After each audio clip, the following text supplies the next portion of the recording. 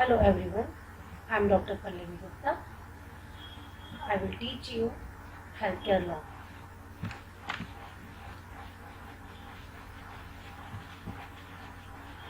Under the healthcare law, the topic of the day is right to health as a fundamental right.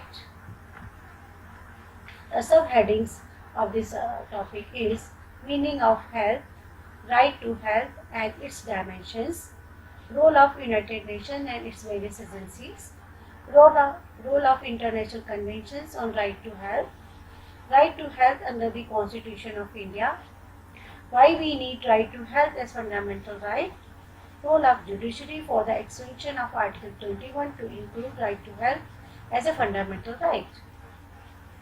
Before starting the lecture, I will like to quote a famous quote of Pope Roman Catholic Church. Health is not a consumer good, but rather a universal right, and therefore access to healthcare services cannot be a privilege, meaning thereby health is not a goods only, it is a right, and that right is a human right or fundamental right which a person should access and it should be available to all. Now I will discuss what is the meaning of health and right to health and scope and dimension of right to health. Humans have been struggling to help to better quality of life for hundreds and thousands of years. Health has been defined to mean a state of absolute mental, physical and social well-being and therefore not only restricted to merely absence of disease or sickness. It includes ability to live economically as well as socially productive life. It explains the dimensions and scope of right to health, which has multiple effects on the duty and responsibility of health care professionals, state, governments, along with their relationship with the society at large. Therefore, right to health means the most attainable level of health that every human being is entitled to. Health has been regarded as the basic and fundamental human right by the international community under international human rights law.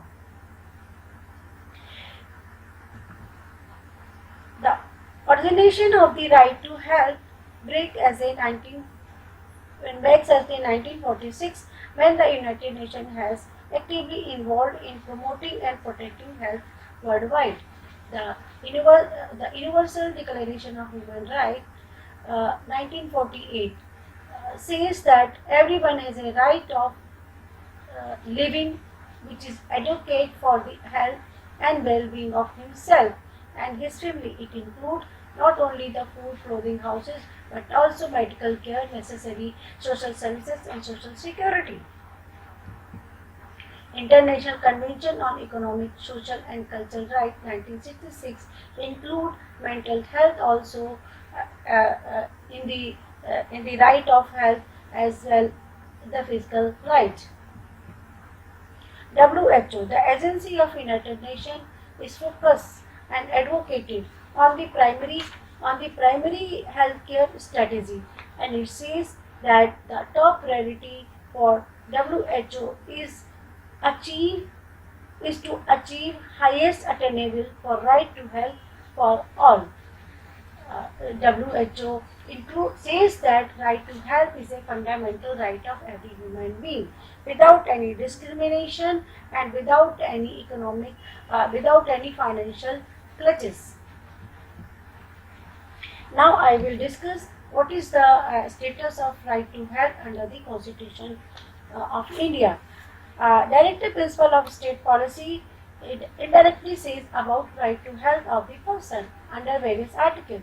Article 38, 39E, 41, 42, 47, 48A. It says that it is the duty of the state to ensure the social order for the promotion of the welfare of public health.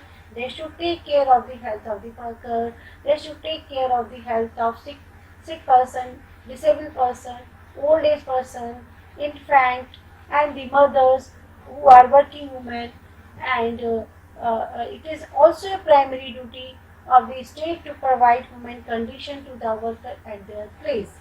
And beside this, it is not sufficient, it is also necessary to provide healthy pollution-free environment.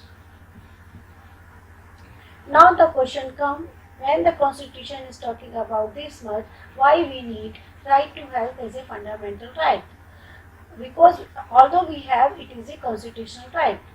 So first of all, we should consider that India is such a country where the most of the population is suffering from a number of the disease. So we can say this country is one of the highest disease burden country.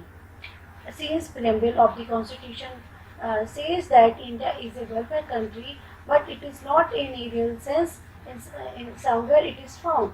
So there is a need to transform India into a welfare country.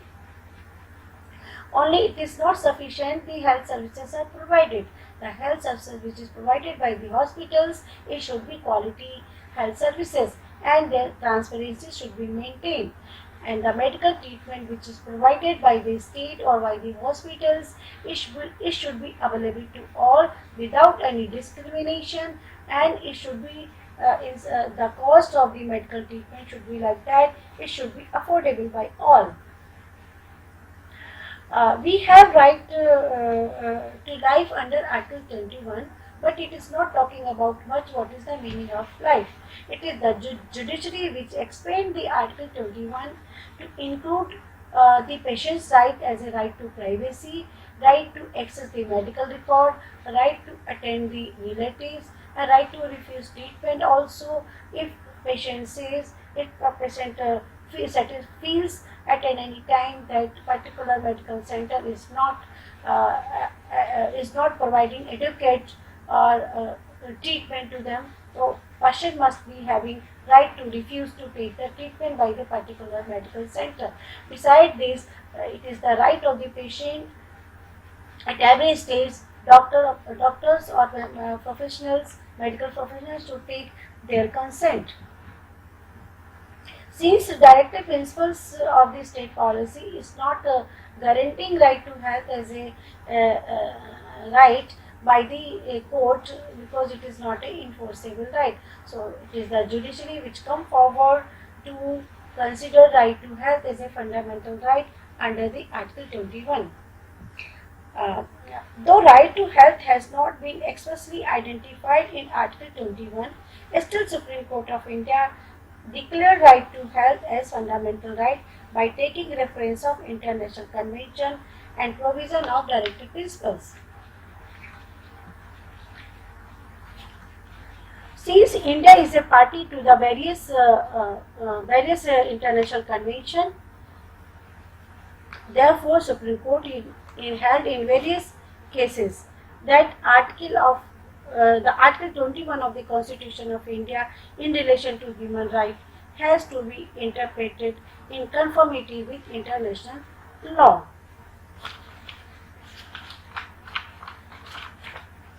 Right to life is a fundamental right guaranteed by the Constitution, but what is the meaning and scope of life and right to life? The court have held that right to live means something more than mere animal existence and include right to live with human dignity and decency. It is the life denotes the life with dignity, not only mere survival.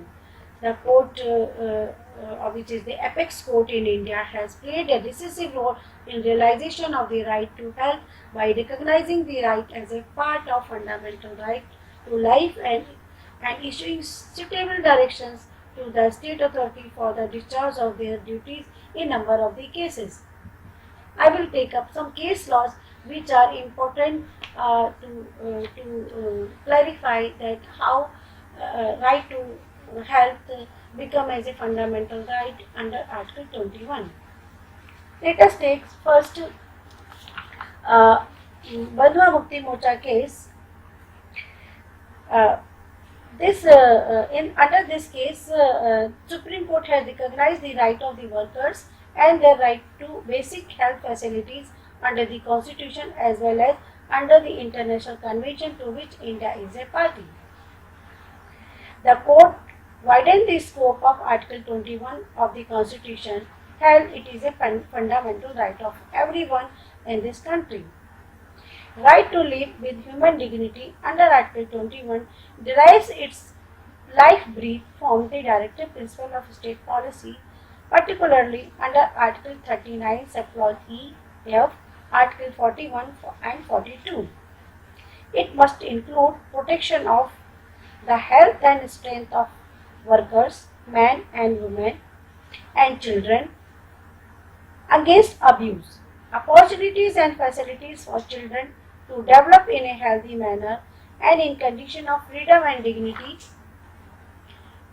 educational facilities, just and human condition of work and maternity relief.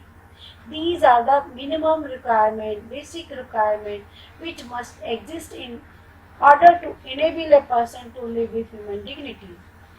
No state, neither the central government nor the state government or any person has rights to take away these rights or to take any action which will deprive a person of enjoyment of these basic essentials. Now the second case, the state of Punjab versus Ramlo Bhaiya Bagga. Under this case, Supreme Court, while examining the issues of constitutional right to health care under Article 21, 41 and 47 of the Constitution, Supreme Court observed that the right of one person correlate to a duty upon another.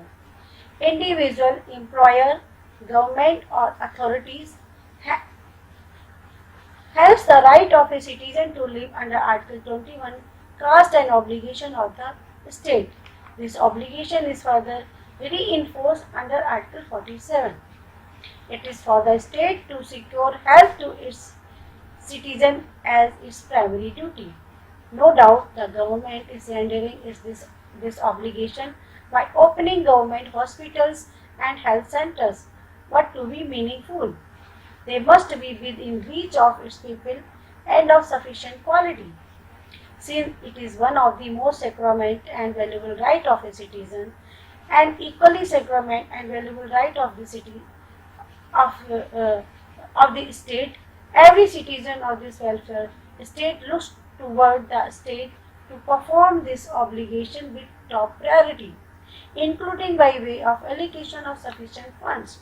This is in turn will not only secure the rights of citizens to their satisfaction, but will benefit the state in achieving its goal, political and economic goal, or the justice.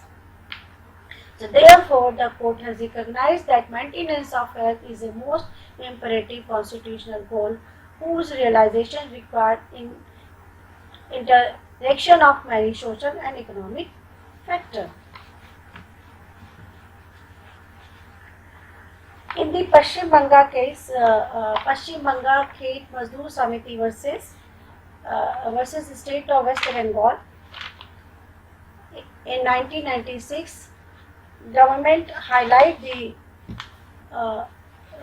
medical treatment which are provided by the government hospitals to the patients.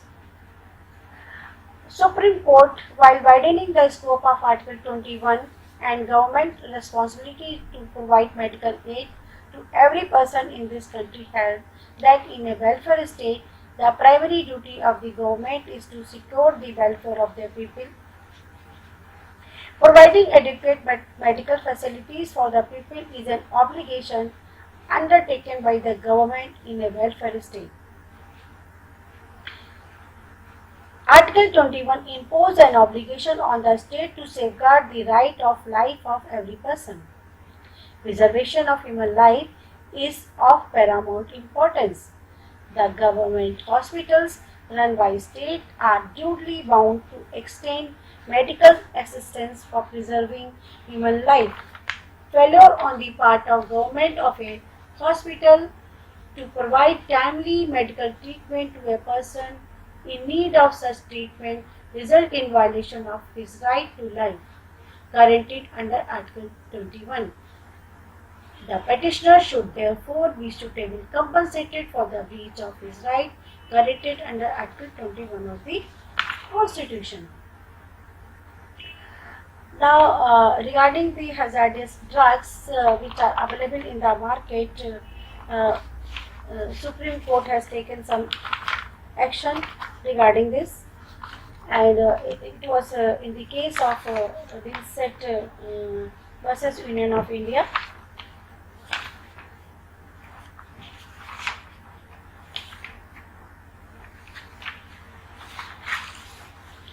Here the drugs which were not suitable for the life or for the injurious to the life of the person was in the market, and they were imported by the certain agencies. Although they were banned, still they were importing and they were selling these things. So this has been taken up. This issue has been taken up by the Supreme Court. Supreme Court says that maintenance and improvement of public health have to rank high, as these are indispensable to the very physical existence of the community, and on the betterment of these depend the building of the society, which the Constitution says. The court underlined the obligation of the state to protect life and health of persons by providing adequate healthcare facilities and creating conditions which are necessary to sustain of good health.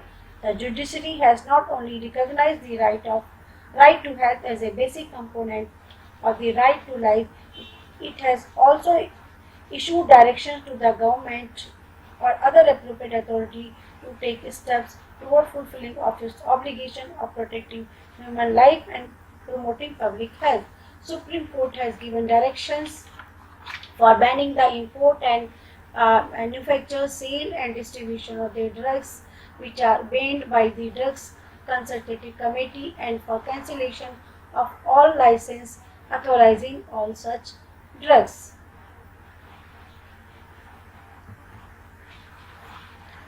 In Ree versus Union of India, this is a very important case regarding the health of mentally ill person, and directions were given to the authorities to take care of these persons, as it is advocated by WHO and United Nations agencies. In the A.K. Mittal case versus State of Uttar Pradesh, Supreme Court has taken up this issue, where the medical services were providing by establishing camp. The court expressed concern over the unhygienic condition in the hospital. Supreme Court observed that the necessity of maintenance of the highest standard of aseptic and sterile condition at place where the surgeries is conducted cannot be overemphasized. The maintenance of sterile aseptic condition in hospital to prevent cross infection should be ordinarily routine, and minimal incident of maintenance of hospitals, purity of drugs and medicine intended for mass use would have to be ensured by prior test inspection. The Supreme Court ordered the state government of Uttar Pradesh to pay compensation as it had not followed the norms prescribed for the eye camp and caused serious injury to 84 patients by the negligence of the doctors. In the Permanent Katara case, this is also very important case where, regarding the right of the persons who met with the accident and they were not allowed by certain hospitals to take care.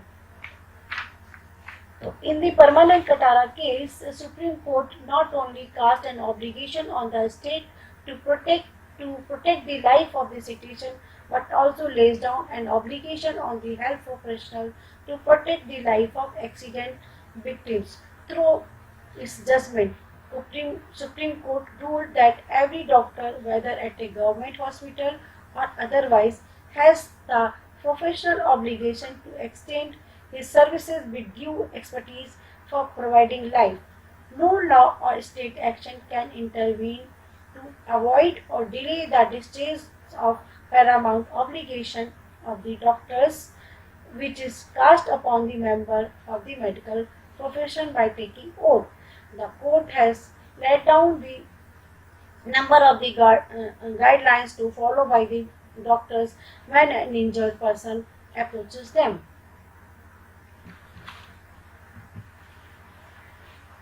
In the common cause case versus Union of India, this case is related to follow some regulation by the blood banks. It is the PIL which was filed under this case. Here the petitioner highlighted serious deficiencies and shortcomings in matter of collection, storage and supply of food, supply of bloods through the various blood centers operating in the country. From the report of Messrs. A. Ferguson and Company, it was found that there were a number of deficiencies such as no medical checkup for blood cellars, unhygienic conditions of the location of blood bank, storage of blood, non-availability of trained personnel in blood bank, etc. The court has not only recognized the importance of maintenance of hygiene condition within the hospital, it has also recognized that the cleanliness had to be maintained in the hospital surrounding and upheld the removal of certain risks from the hospital premises as they pose health hazards. As in the case of Murli Deora versus Union of India, this is a case of to stop the smoking at public place.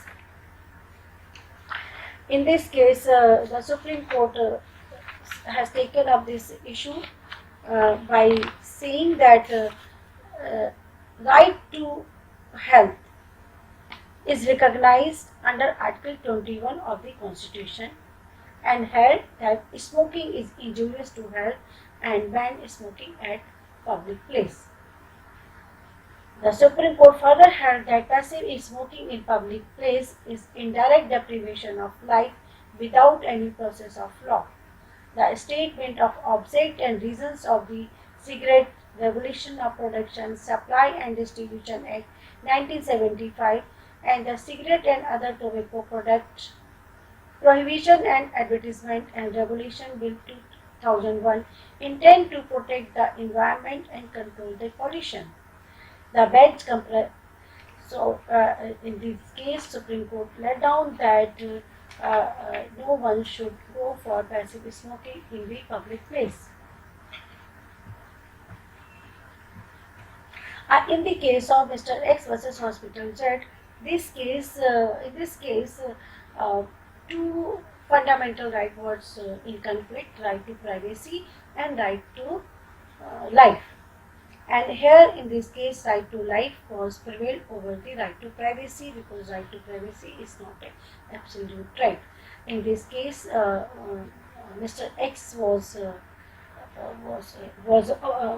HIV positive. He want to get married with a person who is not HIV positive, and doctors knows the lady who was not HIV positive. Doctor informed her that with whom she want to get married is a HIV positive. So therefore, she cancelled her marriage. It was challenged. So here, court recognized the right of the person, right to life, to live with dignity, over the right to privacy of a person, to disclose the medical report to other person. Thank you very much.